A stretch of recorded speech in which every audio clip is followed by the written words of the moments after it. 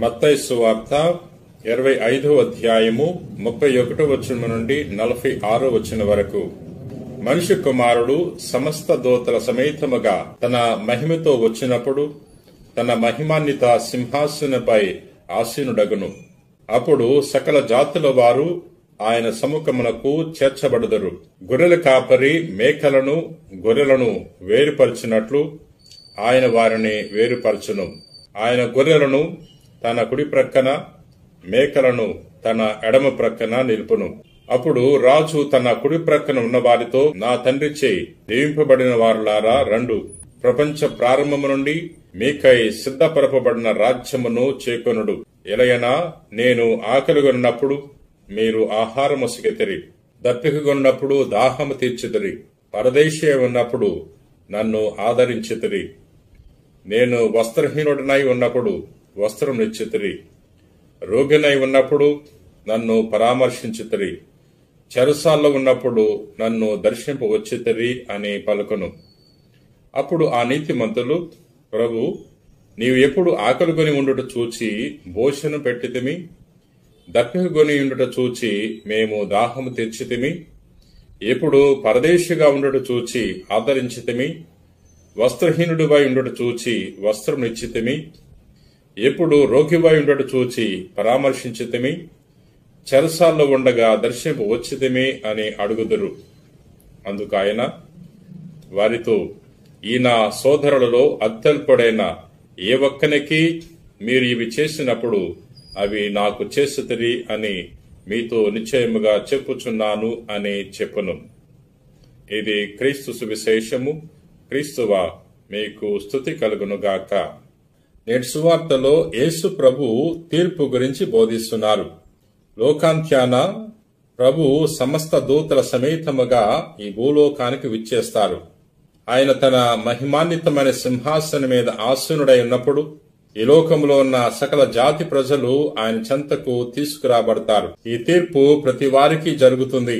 అన్ని కాలాల్లో జీవించిన వారికి, అనగా సృష్టి ఆరంభము నుండి తీర్పు దినాల వరకు ఈ భూలోకములో జీవించిన ప్రతి వారికి కూడా తీర్పు చేయబడుతుంది. ప్రభు తన సమక్షంలో ఉన్న వారిని రెండుగా వేరు చేస్తాడు. గొర్రెల కాపరి ఏ విధంగా అయితే గొర్రెలను మేకలను వేరు చేస్తాడో అదే విధముగా ప్రభు ప్రజలను రెండుగా వేరు చేస్తాడు.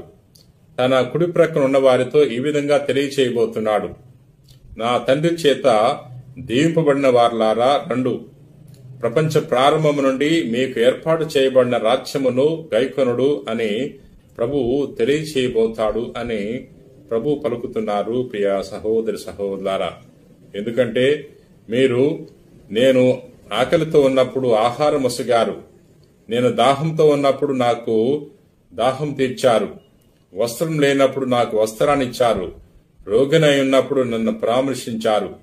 కాబట్టి మీరు ఈ రాజ్యములో మోక్ష బహుమానం పొందుకోవటానికి మీరు అర్హులు అనే విషయాన్ని ప్రభువు తెలియచేస్తున్నాడు. ప్రియ సహోదరి సహోదరులారా, అప్పుడు వారు ప్రభుని ప్రశ్నిస్తారు, ఇవన్నీ మీకెప్పుడు చేశాం అన్నప్పుడు, ఈ నా సోదరులలో అత్యల్పుడైన ఏ ఒక్కనికి ఇవి చేసినా నాకు చేసినట్లే, ఈ నా సోదరులో ఏ ఒక్కనికి దయ చూపించినా ప్రేమ చూపించినా నాకు చూపించినట్లే అనే విషయాన్ని ప్రభువు తెలియచేస్తాడు. ప్రియ సహోదరి సహోదరులారా, అందుచేత ఈ భూలోకంలో జీవించినప్పుడు మనము దయ, జాలి, ప్రేమ, కరుణ కలిగి జీవిద్దాం.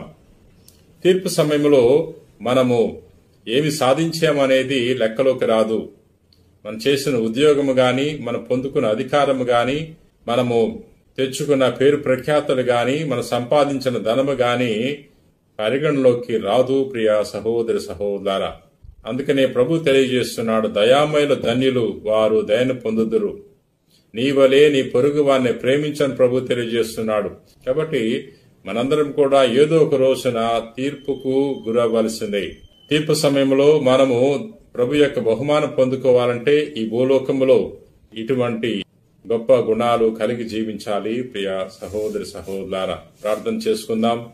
ప్రేమ కలిగిన ప్రభువా, దయగల సర్వేశ్వర, ఈ రోజున తీర్పు గురించి ధ్యానం చేసుకుని ఉన్నాం. ప్రభువా, నా జీవితములో దయ, జాలి, కరుణ, ప్రేమ అనే గొప్ప గుణాలు ఏర్పాటు చేసుకుని జీవించే వాక్యాన్ని దయచేయండి.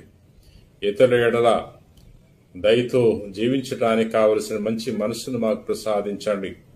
ఈ రోజున ఎవరెవరైతే ఈ వాక్యాన్ని ఆలకించి ప్రార్థన చేయించున్నారో అటువంటి వారందరినీ కూడా పేరు పేరున దీవించమని మా నాథుడైన క్రీస్తు ద్వారా మనవి చేయించున్నాం తండ్రి. ఆమెన్.